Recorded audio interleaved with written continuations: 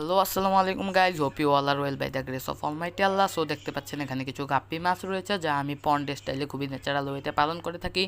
এভাবে আপনারা খুবই সহজে এগুলো পালন করতে পারবেন এবং লাভবান হতে পারবেন।